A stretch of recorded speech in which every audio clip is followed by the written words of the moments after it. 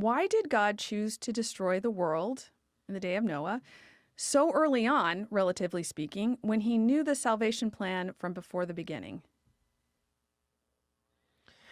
Well, this is one of those why questions, why did God questions, that is difficult to answer since it presumes insight into the mind of God on his decisions, which we don't often have or usually have on these kinds of things.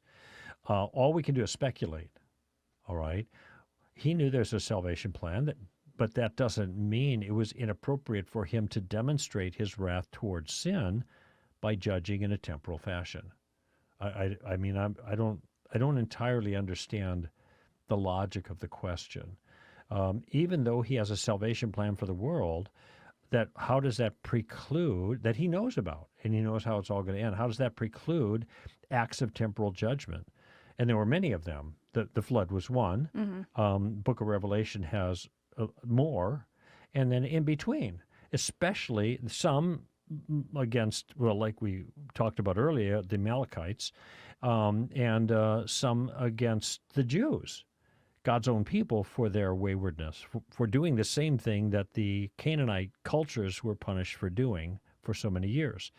So I just don't understand how the fact that God has a plan for salvation in the long run somehow obviates temporal punishment in the short run. Well, I think the plan also involved a very specific thing. God was going to take Abraham, he was going to create a nation, he was going to give them their laws. I was just reading it in Isaiah where it said, now I can't remember where it was, but God created the nation to reflect him to the world. So God had a plan to work through Israel to reveal himself to others in very specific ways and to lead to the Messiah. He had the sacrificial system. There was a whole thing going on here. Now, he says that he destroyed the world in the time of Noah because every inclination was evil all the time among the people.